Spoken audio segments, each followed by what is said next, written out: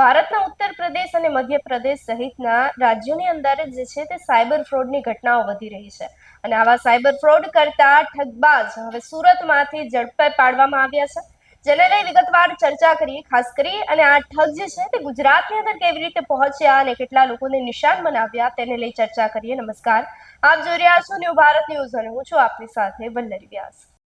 ગુજરાતના સુરત શહેરની અંદરથી હાલ જે છે તે મહાઠગને પકડી પાડવામાં આવ્યા છે. સુરતના સાયબર ક્રાઇમ સેલ મધ્યપ્રદેશમાંથી મોટી સંખ્યામાં સાયબર ફ્રોડ ગેંગને હાલ ઝડપી પાડવામાં આવી છે.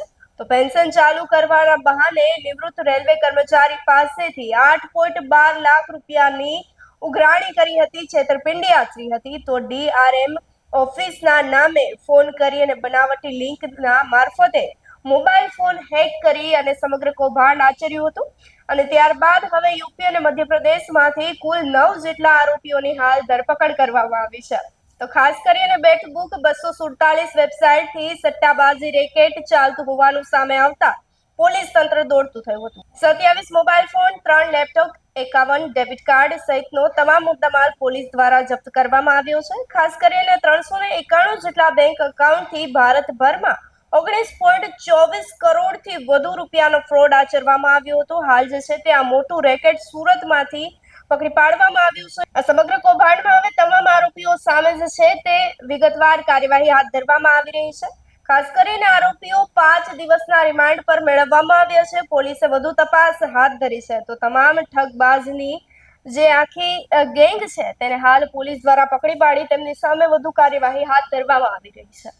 ગયા વર્ષમાં 30 નવેમ્બરના રોજ એક રેલવેના કર્મચારી નિવૃત્ત થયા હતા અને નિવૃત્ત થયા બાદ એમને પ્રોવિડન્ટ ફંડનું 28 લાખ જેટલા પૈસા એમને અકાઉન્ટમાં આવ્યા. એમાંથી 20 લાખ રૂપિયાની એફડી કરાવ્યા. પછી 8 લાખ રૂપિયા એમને પોતાના ખર્ચ માટે સેવિંગ બેંક એકાઉન્ટમાં સાઈડમાં રાખેલા હતા અને ત્યારે એમને એક કોલ આવ્યું અને સામેથી એમ કહેવામાં આવ્યું કે અમે લોકો એ રિજનલ રેલવે મેનેજરની ઓફિસથી બોલી રહ્યા છીએ અને તમને એક ઓટીપી આવશે અને તે ઓટીપી તમને આપશો તો પછી તમારું પેન્શન એક્ટિવેટ થઈ જશે.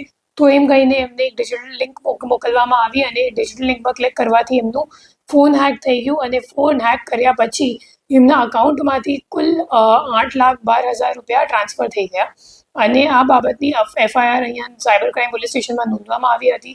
જેના તપાસ દરમિયાન ટેકનિકલ વર્કઆઉટ કરીને ખબર પડી કે જે મુખ્ય આરોપી છે પ્રિયાંશુ એ રેવાનું છે અને જે 8,12,000 રૂપિયા હતા એમાંથી 3,17,000 જેટલા રૂપિયા ઉત્તર પ્રદેશ ગ્રામીણ બેંકમાં જે રીવાવાડી બ્રાન્ચથી હતી એમાં ટ્રાન્સફર થયા હતા. પછી એને પકડવા માટે આપણી ટીમ અહીંથી રીવા ખાતે ગઈ તો પછી ખબર પડી કે જે મુખ્ય આરોપી છે એ મિર્ઝાપુર જતો રહ્યો. પછી આ ઓપરેશન લાંબુ ખેંચાઈ ગયું અને અઠવાડિયા સુધી આ ઓપરેશન ચાલ્યું, જેમાં મુખ્ય આરોપીને મિર્ઝાપુરથી ઝડપી પાડીને પૂછપરછ કરવામાં આવી અને પૂછપરછ દરમિયાન આ મામલો સામે આવ્યો કે રીવામાં એક ભાડાના મકાનથી એક આખી સાયબર ક્રાઇમની મોટી રેકેટ ચાલી રહી છે.